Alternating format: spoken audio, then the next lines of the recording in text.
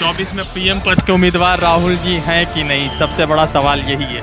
तो क्या लग रहा है कि राहुल जी आ जाएंगे तो अचानक से पूरा सिस्टम डेवलप हो जाएगा, बदल जाएगा, ऐसा क्या जादू की छड़ी कर? क्या आपको ऐसा लग गया कि भारत जोड़ो यात्रा इंपॉर्टेंट है, आप 200-250 किलोमीटर दूर से चली आई हैं? कि विश्व बैंक का एक रिपोर्ट में मोदी जी से कह दिया गया है कि आपने कोरोना काल में बहुत अच्छा काम किया। तो ये बताइए कि एक तरफ आपका कारवा, एक उनका कारवा, तो ये दोनों किस तरह से चल रहा है?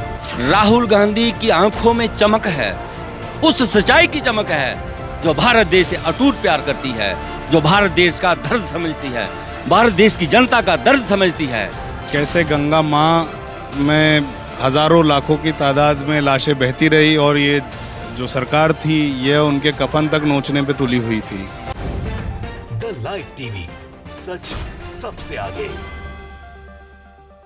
नमस्कार, आदाब, मैं Raza Ansari, the live TV पर आपका स्वागत है। तुमकुर डिस्ट्रिक्ट में है और इस विलेज में है। यहाँ पर एक तस्वीर दिखा रहा है और इस तस्वीर को आपको इसलिए दिखा रहा है क्योंकि बड़ा महत्वपूर्ण है। राहुल गांधी से ऐसे लोग मिल रहे आशाओं के साथ जिनको लगता है कि राहुल जी के आने के बाद या शायद कांग्रेस की सरकार के आने के बाद बहुत सारे बदलाव होने वाले हैं। इस व्यक्ति का नाम है यहाँ पर वो लिख रहे हैं कि सतीश नाम है और राहुल गांधी से ये फरियाद कर रहे हैं कि ये HIV पॉजिटिव है और उसके बाद HIV में रह रहे पिछले 25 वर्षों से और लोगों के लिए अपने डिस्ट्रिक्ट में, ये तुमकुर डिस्ट्रिक्ट में काम कर रहे हैं और राहुल गांधी से बातचीत करना चाहते हैं। सो राहुल जी से क्या बात करना चाहते हैं? Only government is a necessary treatment for only ART and medication is 2004 to medication free drugs, but actually want to no medication, no nutrition supported. Is a NDA government, UPI government is a two governments are not supported nutrition. Is another is a care homes, not for care homes. Last stage you know bed reads, not care homes. Even 2014 was the Change the system. system and is a new law in 2019. Is implementation from the grassroots level. It's a 2008 is a new law, stigma and discrimination new law, but not implemented the grassroots level. Thank you. लगातार इस तरह की तस्वीरें दिख रही है और एक भारत यात्री है, उनसे जुड़ेंगे, बातचीत करेंगे। सर इस तरह यहाँ जाइए, इस तरह की तस्वीरें हर जगह दिख रही है जहाँ पर मरीज या हो सकते डॉक्टर या बहुत सारे ऐसे सोशल वर्कर है जो राहुल गांधी से बातचीत करना चाहते हैं। तो ये खूबसूरत जो यात्रा चल रहा है 31वें दिन का, ये किस तरह से देखते हैं आप लोग? देखिए, ये जो भारत जोड़ो यात्रा है ये इसलिए है कि लोगों के दुख दर्द को जाना जाए, नौजवानों के दुख दर्द को जाना जाए, बीमारों का दुख दर्द जाना जाए, उनको क्या तकलीफ़ है। इसलिए राहुल गांधी जो है, माननीय राहुल गांधी जो है, लोगों के बीच आए हैं। क्योंकि जब वो मुद्दा उठाते थे गरीबों का, जब भी कोई लोकसभा में बात करते थे, लेकिन उनके स्पीकर बंद किए जाते थे, बात नहीं सुनी जाती थी। तो इसलिए माननीय राहुल गांधी जो हैं वो लोगों के बीच आए हैं, इनका हाल जानने आए हैं। तो भारत जोड़ो यात्रा का यही एक लक्ष्य है, यही एक मकसद है कि लोगों से रूबरू मिला जाए। अच्छा, तो इस तरह की जो चीज़ें हैं, आप कन्याकुमारी से आ रहे हैं, तो इस तरह की चीज़ें कितने रास्ते में घटे हैं, लोग क्या क्या फरियाद लेकर राहुल गांधी से मिलते जा रहे हैं? देखिए, मैंने खुद अपनी आंखों से देखा है कि राहुल गांधी से जब लोग मिलते हैं तो उनके आंसू निकल जाते हैं, उनके गले लगते हैं, उनको चूमते हैं। और गरीब लोग जो हैं वो तो आंसू से उनकी धारा बहने लगती है। क्यों? कि वो इस मौजूदा सरकार से दुखी हैं, पीड़ित हैं, महंगाई से पीड़ित हैं, बेरोजगारी से पीड़ित हैं, टैक्स से पीड़ित हैं। क्योंकि ये लोग जो अपना दर्द बयां कर रहे हैं माननीय राहुल जी से रास्ते में, और यही राहुल गांधी जो है सुनना चाहते थे, यही दर्द जो है पब्लिक के सामने, हिंदुस्तान के सामने लाना चाहते थे। बहुत सारे लोग ऐसे हैं जो रास्ते में राहुल जी से मिल रहे और लगातार बात कर रहे, जिनको लग रहा है कि राहुल जी आने के बाद बड़ा बदलाव करेंगे और ये एक तस्वीर है जीती जागती। तो क्या लग रहा है कि राहुल जी आ जाएंगे तो अचानक से पूरा सिस्टम डेवलप हो जाएगा, बदल जाएगा, ऐसा क्या जादू की छड़ी करने वाले? देखिए, जादू की छड़ी वो गांधी जी के विचार थे, उनकी भावना थी। नथुराम गोडसे ने गांधी जी को मार दिया था। उस वक्त वो रिवॉल्वर चलाना जानते थे, लेकिन अंग्रेज़ों को उन्होंने एक पत्थर भी नहीं मारा, लेकिन महात्मा गांधी को उन्होंने गोली मार दी। RSS को लगता है कि हमने गोली मार दी, नथुराम गोडसे ने गोली मार दी, गांधी मर गया। लेकिन गांधी मरा नहीं, उसकी भावना, उसके विचार जिंदा हो गए हैं। वो तब तक जिंदा होंगे जब तक हिंदुस्तान में, भारत देश में ये गांधी का देश है, उन शहीदों का देश है। जब इस भारत देश की जनता दुखी होगी, पीड़ित होगी, नफरत की आग में जल रही होगी, भेदभाव की आग में जल रही होगी, तो गांधी की भावना फिर से जिंदा हो जाएगी। क्या राहुल गांधी में गांधी जी का तस्वीर दिख रहा है? बिल्कुल दिख रहा है। राहुल गांधी, मैं एक ज्योतिषी का काम करता हूँ। राहुल गांधी की आंखों में चमक है, उस सच्चाई की चमक है जो भारत देश से अटूट प्यार करती है, जो भारत देश का दर्द समझती है, भारत देश की जनता का दर्द समझती है। राहुल गांधी एक महापुरुष हैं। वो आने वाले समय में यह भारत देश बदलेगा और लोगों को राहत मिलेगी, और ज़रूर बदलेगा। ये भारत जोड़ो यात्रा है, ये एक मार्गदर्शन है, ये भारत देश का मार्गदर्शन करेगी। बदल रहा है भारत। भारत चल पड़ा है, गांधी की भावना से भारत देश चल पड़ा है, और ऐसा लगता है ये फिर से गांधी आ गया है। तो लगातार रास्ते में चल रहे हैं, लोगों से बातचीत कर रहे हैं, जो इंसिडेंट हो रहे हैं तमाम इंसिडेंट को कवर कर रहे हैं। और ये तस्वीर है, ये बेचारे सतीश नाम है इनका, राहुल गांधी से फरियाद लेकर आए हैं, राहुल गांधी से मिलना चाहते, उनसे बातचीत करना चाहते। तो देखते हैं कि इनसे क्या कुछ बात होती है, राहुल जी क्या कुछ इनसे बात को सुनते हैं।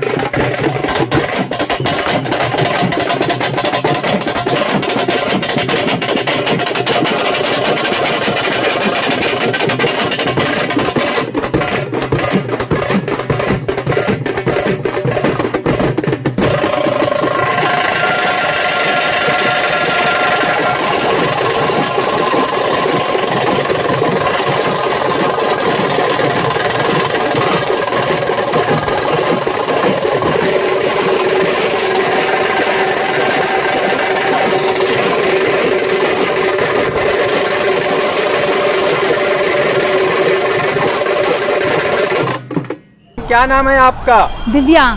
कहाँ से आई हैं? बैंगलोर से। हम तो कर्नाटका से है जी। तो क्या आपको ऐसा लग गया कि भारत जोड़ो यात्रा इम्पोर्टेंट है? आप 200-250 किलोमीटर दूर से चली आई हैं। हमने बैंगलोर से इधर तुर्वेकेला में ज्वाइन किया है। अच्छा। आज ही ज्वाइन किया है। और हम लोग पहले से ही ये मूवमेंट का वॉच कर रहे हैं। अच्छा। हम लोग इसका साथ है, क्योंकि हम लोगों को साथ में यात्रा में शामिल है। साथ में रहना है। अच्छा। तो यू फील, आपको लगता है कि ये जो जिस तरह से हेट्रेड पॉलिटिक्स जो राइज हो रही है उसको कंट्रोल करना का यही एकमात्र रास्ता है कि सिंपल ये सिंपल ही रास्ता है हम लोगों को जोड़ने के लिए, सब जाति मत भेदभाव। अच्छा। सो आपको राहुल गांधी में ऐसा क्या दिखता है कि इस यात्रा के बाद वो तमाम चीज़ें बदलने वाली? उसमें एक ऑरा है, उसका विल दिख रहा है हमें। हाँ। ये ज़रूर सक्सेस होगा। अच्छा। तो क्या लगता है कि हेट्रेड पॉलिटिक्स के लिए टोटली तौर पर मोदी जी रिस्पॉन्सिबल है? हम ऐसे नहीं कर सकते, लोग का सोच बदलना चाहिए। अच्छा। सोच बदलना चाहिए लोग का। अच्छा। तो लोगों यू का फील दैट, या आपको लगता है कि मोदी जी इज समहाउ अ जुमला प्राइम मिनिस्टर? ऐसे नहीं कह सकती हूँ मैं। अच्छा। हम लोगों What is the को best part of Rahul Gandhi that you have liked in the whole Bharat Jodo यात्रा? वो सबको इसमें एक इसका लोगो है, सबको जुड़ना है ना। जाति मत भेदभाव, रिच पुअर, सबको जोड़ना है ना। ये मुझे अच्छा लगा, इसलिए मैं आई हूँ इधर। So आज आप आखिरी दिन है या इससे पहले भी रहेंगी आप? आगे मैं सोचूंगी ज्वाइन करने। मेरा बच्चा सेकंड PU में है। अच्छा।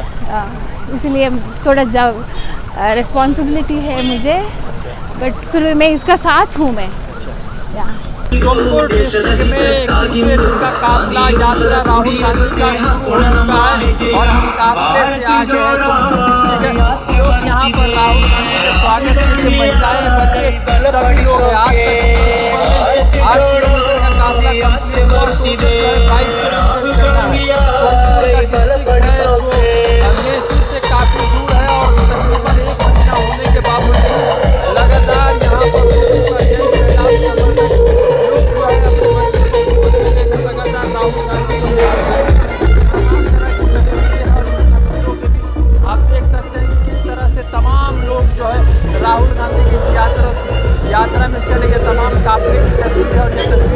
समझिए कि राहुल गांधी के लिए ये जो है इलाका है, समझिए कि रिमोट इलाका है, उसके बावजूद किस तरह से काफिला है, लोगों का भीड़ है, लोग जो है तमाम तरह के यात्रे में चल रहे हैं और तमाम लोग जो है राहुल गांधी को देखने के लिए यहाँ पर खड़े हैं, इंतजार कर रहे हैं, जो कहीं ना कहीं एक बड़ा संकेत दे रहा है कि शायद अब यात्राएं जिस तरह से बढ़ रही हैं उससे जो है ये जिस तरह से काफिला 1 महीना से ज़्यादा का हो चुका है, मगर आज भी इसी तरीके से तमाम सक्सेसफुल होते हुए ये काफिला बढ़ता जा रहा है। तुमको डिस्ट्रिक्ट का इलाका है, यात्रियों के लिए किस तरह से देखिए ये किस तरह से प्रेम बांटा जा रहा है चाय के ज़रिए और तमाम तरह की चीज़ें, छाछ, खीरा, फिर उसके बाद जो है केला और दूसरी मूढ़ी, तमाम तरह की चीज़ें जो यात्रियों को ज़्यादा सफ़र करने में आसानी पैदा करे, वो तमाम चीज़ें यहाँ पर तुमकुर डिस्ट्रिक्ट के लोग जो है राहुल गांधी के यात्रा के करने वाले जो लोग हैं उनके लिए दे रहे हैं और बड़े प्यार से लोग जो है अपना सेवा कर रहे हैं। देखिए किस तरह से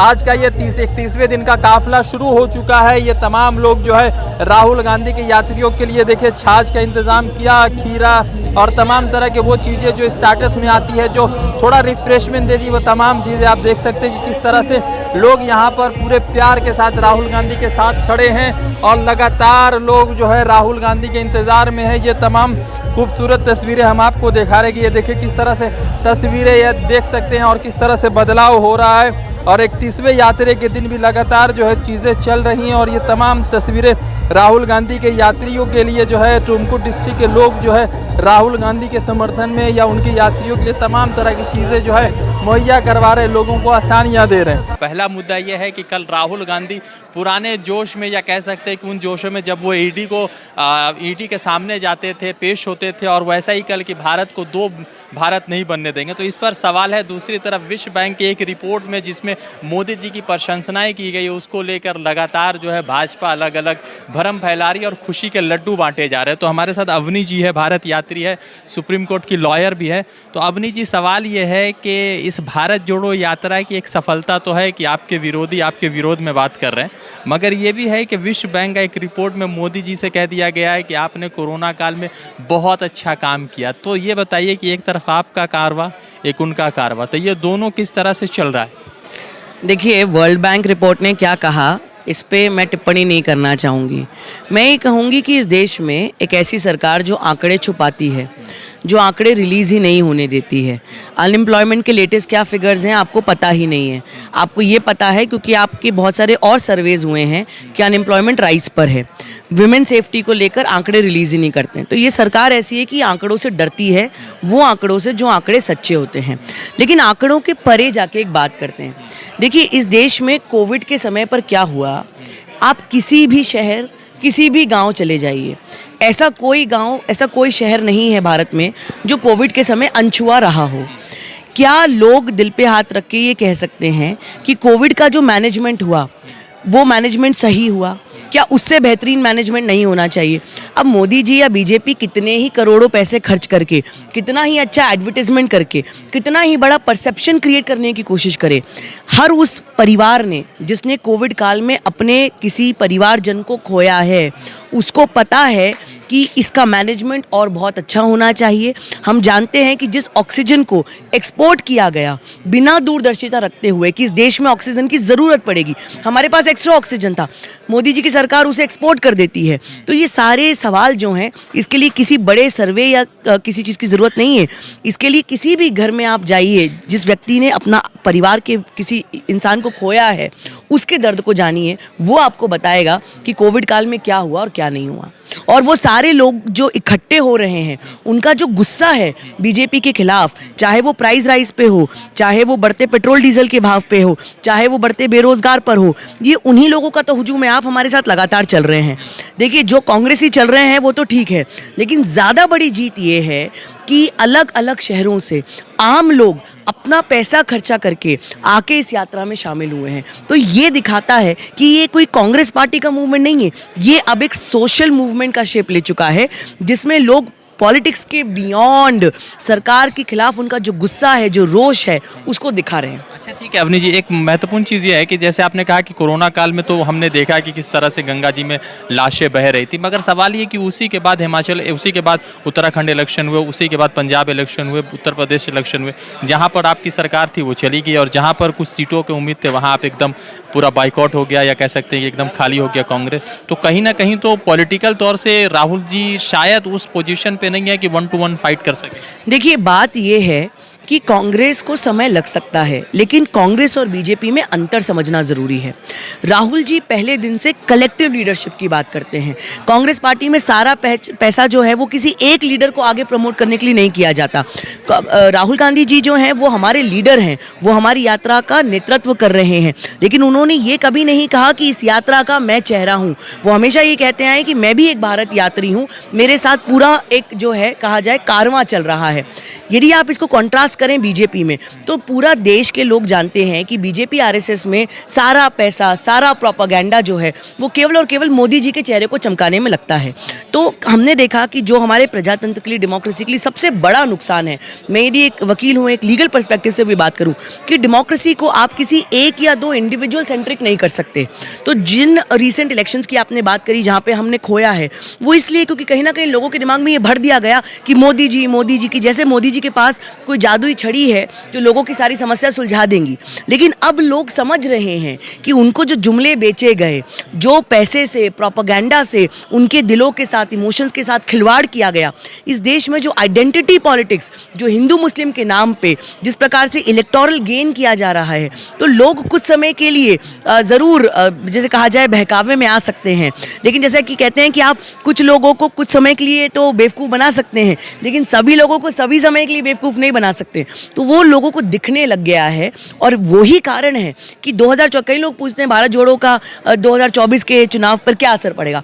हम कहते हैं क्या असर पड़ेगा, इससे कोई मतलब नहीं, कितना भी समय लगे, लेकिन अच्छाई जो है वो जीत के रहेगी, फिर भले उसमें समय क्यों ना लगे। आपका पॉलिटिकल मंशा नहीं था इस भारत जोड़ो यात्रा का, मगर पॉलिटिकल बेनिफिट दिख रहा है रास्ते पर। पॉलिटिकल मंशा मतलब क्या, इसे डिफाइन करना पड़ेगा।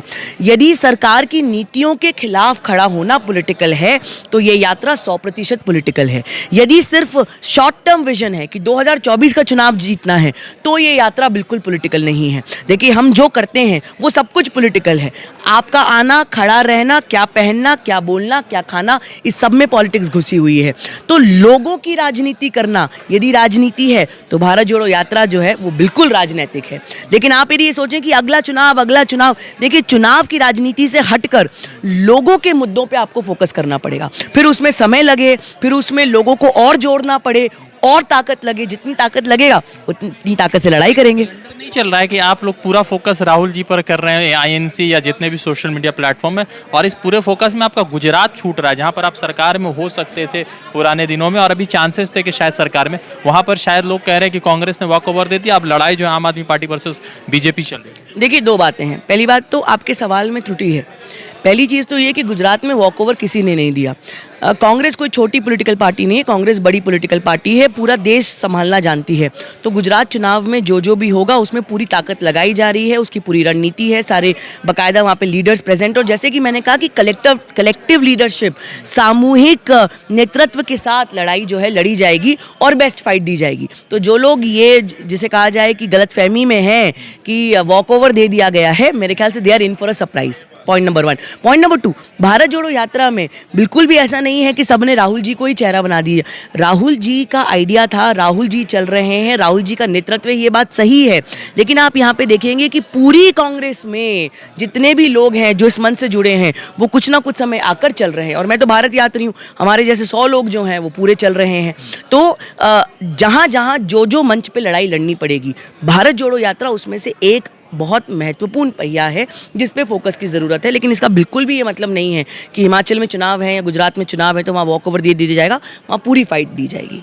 एक आखिरी सवाल एंड अप करेंगे कि अभी जिस तरह से पूरे देश भर में राहुल जी के लेकर अब पर्सपेक्टिव चेंज हो रहे हैं, ये मानते हैं, ठीक है, हम उनको कभी भी उस तरह के शब्दों से नहीं जोड़ते थे जैसा बीजेपी जोड़ी, मगर पर्सपेक्टिव अब चेंज हो रहा है कि राहुल गांधी सड़क पर आ गए हैं, ताजमहल में रहते थे अब सड़क पे आ गए, ऐसा लोग लिख रहे हैं। तो क्या ये जो पर्सपेक्टिव है, इस पर्सपेक्टिव से 2024 का चुनाव मोदी जी के लिए कठिन हो गया? चुनाव का कोई रणनीति नहीं है, मगर इसका चुनावी फायदा है, इसको आपको स्वीकार करना पड़ेगा। मैं आपको एक अंदर की बात बताऊं, मैंने ये बीजेपी वाले लोगों से सुना कि भाई हमने करोड़ों रुपए खर्च कर दिए राहुल जी को पप्पू बताने के लिए, है ना।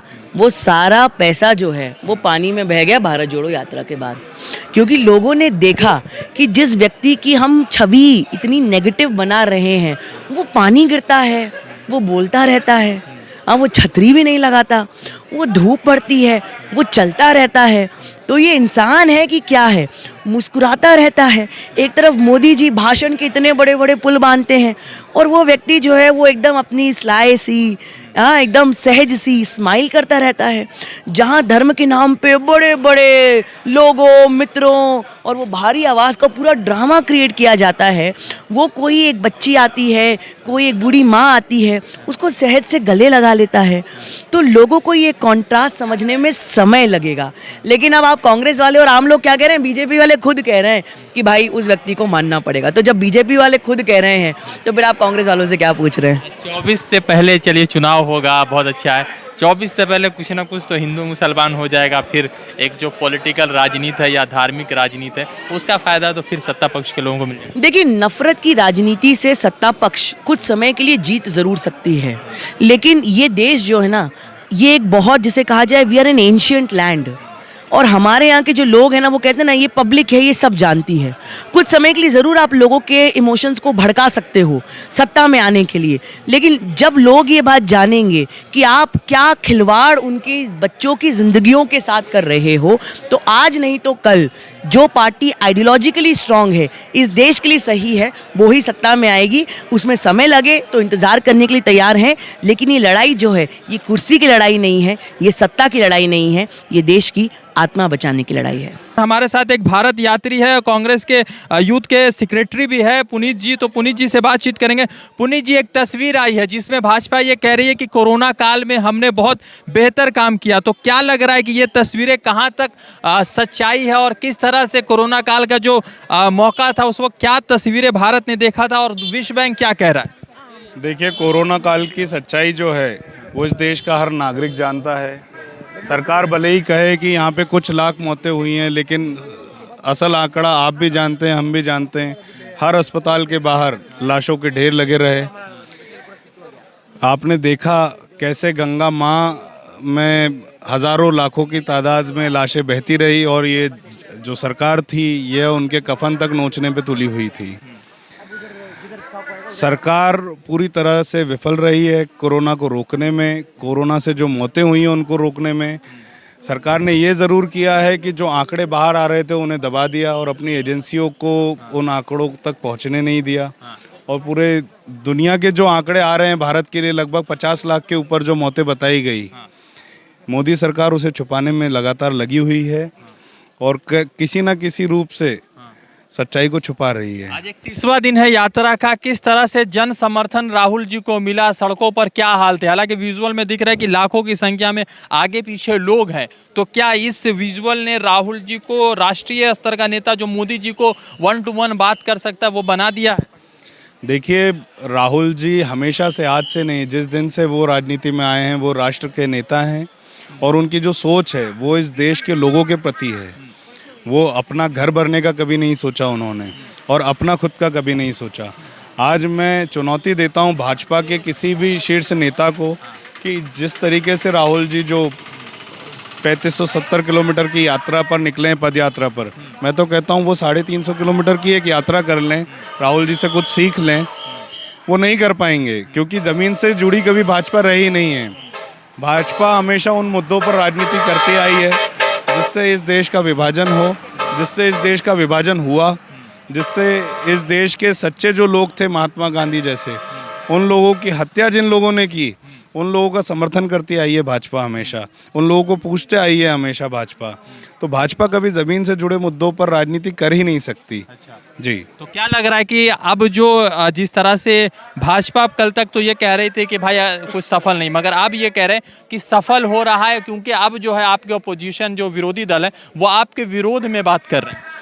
देखिए, भाजपा से मैं ये कहना चाहता हूँ कि जब आपको लगता है कि ये यात्रा सफल नहीं है या राहुल जी बड़े नेता नहीं हैं या जो भी आप लोग बोलते हैं, तो फिर आप हमारी तरफ ध्यान क्यों दे रहे हैं? आपको क्या मतलब हमारी यात्रा में एक आदमी भी नहीं चल रहा हो या लाखों आदमी चल रहे हो? आप आपके राजनीति पर ध्यान दीजिए, आपकी पार्टी पर ध्यान दीजिए। आपके जो आरएसएस के बड़े नेता हैं वो मस्जिद क्यों जा रहे हैं, उन पे ध्यान दीजिए आप। और वो आप तो दत्तात्रेय होश बोले, आप कांग्रेस की बात कर रहे हैं। नहीं तो वो कांग्रेस की बात करेंगे। कांग्रेस की बात इसलिए करेंगे क्योंकि कांग्रेस जमीन पर है। इन्होंने ही बोला था कांग्रेस जमीन पर नहीं है, हम कांग्रेस के बारे में बात नहीं करना चाहते। अब ये बोल रहे हैं कि कांग्रेस के बारे में अब ये बातें क्यों कर रहे हैं? क्योंकि इनको डर लग रहा है, जमीन खिसक रही है, जैसे जनता जुड़ रही है। ये पैसों से लाई हुई भीड़ नहीं है, ये अपनी इच्छा से आई हुई भीड़ है जो महंगाई से परेशान है। बेरोजगार युवा लाखों की तादाद में इसमें चल रहे हैं, महिलाएं इसमें चल रही है, महंगाई से परेशान है वो लोग। तो ये सब जो है ये लाए गए लोग नहीं है, ये अपनी इच्छा से निकली हुई भीड़ है। पहला दिन और 31वां दिन कितना फर्क रहा, कितने लोग राहुल जी के साथ जुड़े हैं या घटे हैं? जैसे जैसे ये यात्रा बढ़ती जा रही है मुझे तो लोग बढ़ते हुए ही दिख रहे हैं। क्योंकि जिसने कर्नाटक में बैठे केरल की कहानी सुनी, वो अपने घर से बाहर निकलकर राहुल जी से मिलना चाह रहा है, देखना चाह रहा है, उनसे बात करना चाह रहा है। और अच्छी बात यह है कि इतने बड़े स्तर का नेता है, आज सड़कों पर उतरकर आम जनता के बीच है और जनता से लगातार उनके दिलों की बात सुन रहा है, अपने मन की बात नहीं सुना रहा है। तो जनता को ये चीज़ बहुत पसंद आ रही है। बदल रहा है, देश तो बदल रहा है और देश वापस मूल पे पहुंच रहा है। जैसे महात्मा गांधी लाखों लोगों के बीच जाते थे और उनकी बात सुनते थे, उनकी आवाज़ उठाते थे। गांधी जी ने जो नमक उठाया था, क्या लगता है कि गांधी जी खुद के लिए नमक उठाए थे? इस देश के लिए उठाए थे, इस देश की जनता के लिए उठाए थे। वैसे राहुल गांधी जी जो आवाज़ उठा रहे हैं वो जनता की आवाज़ उठा रहे हैं। वो चाहें तो आराम से ऐशो आराम की ज़िंदगी यापन कर सकते हैं, यहाँ पे कर सकते हैं, किसी भी देश में कर सकते हैं इस दुनिया के।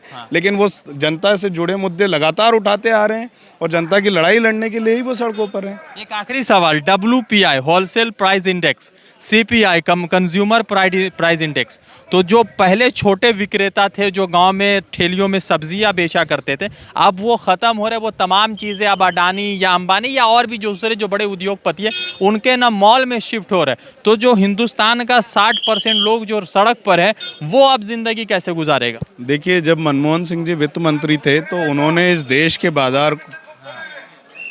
बाजार को दुनिया के लिए खोला था, जो कि एक बहुत महत्वपूर्ण कदम था भारत को फर्श से अर्श पे ले जाने के लिए। जो भारत की जो प्रगति हुई उस दौरान वो बहुत ज़्यादा हुई।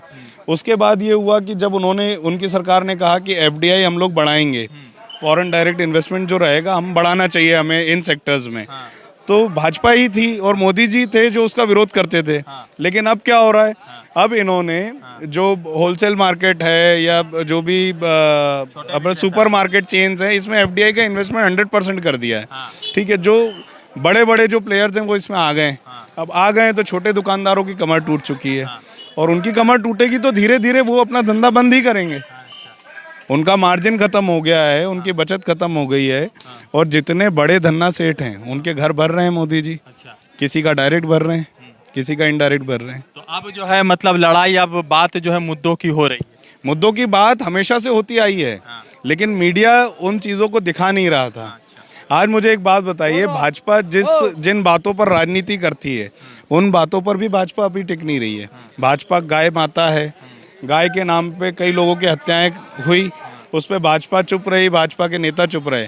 आज हमारे देश में लंपी वायरस जो जानवरों में लगा है, लाखों गायें जो तड़प तड़प के मर गई, उनके लिए सरकार ने क्या किया बताए? ये सरकार, इन्होंने कुछ नहीं किया है। ये सिर्फ ऐसे मुद्दे उठाती है जो जनता के दिल से जुड़े हुए हैं, दुखती हुई नस पे हाथ रखती है। धर्म के नाम पे धर्मांध बना दिया, गाय के नाम पे, जिसका देश की तरक्की से कोई लेना देना नहीं है, लेकिन वोटों से लेना देना होता है। वोट एक बार ले लेते हैं, उसके बाद उन मुद्दों को भी छोड़ देते हैं। तो 24 में PM पद के उम्मीदवार राहुल जी हैं कि नहीं, सबसे बड़ा सवाल यही है। देखिए, PM पद का उम्मीदवार जनता बनाती है और जिस तरीके से समर्थन मिल रहा है तो आप जानते हैं कि राहुल जी के अलावा कोई और ऐसा नेता नहीं है जिसको इतना समर्थन मिल सके। और मैं तो मोदी जी को चुनौती देता हूँ कि हम कन्याकुमारी से कश्मीर जा रहे हैं ना, आप एक यात्रा शुरू कीजिए कश्मीर से कन्याकुमारी, अभी असलियत पता चल जाएगी जनता किसके साथ है। जी। तो लगातार जिस तरह से पूरे कर्नाटक में भारतीय जनता पार्टी के खिलाफ या कह सकते हैं कि राहुल गांधी के समर्थक में जन सैलाब उमड़ा हुआ है, कर्नाटक के लोग राहुल गांधी पर फूल बरसा रहे हैं, यानी कि जो भीड़ है वो इस तरह का भीड़ है जो कभी देखा नहीं गया और शायद कभी देखा नहीं जाने वाला, क्योंकि इतनी बड़ी यात्रा लेकर चल रहा है। तो अभी विश्व बैंक की एक रिपोर्ट के हिसाब से ये माना गया है कि मोदी जी का काम अच्छा रहा, मगर कोरोना काल में किस तरह से फेलियर रहा, किस तरह से विफलताएं रही, वो तमाम तस्वीरें गंगा जी में दिख रही थी, गोरखपुर में दिख रही थी, बिहार की नदियों में दिख रही थी, मध्य प्रदेश की नदियों में दिख रही थी। तो ये तमाम तस्वीरें जो मोदी जी से सवाल कर रहे हैं, और अब राहुल गांधी का 31वां दिन का काफिला चल पड़ा है और लोग जो है राहुल जी के समर्थन में यहाँ पर कर्नाटका में उमड़ पड़े। रजा अंसारी की रिपोर्ट, द लाइव टीवी के लिए जुड़ते दूसरे अपडेट के साथ, धन्यवाद। द लाइव टीवी, सच सबसे आगे।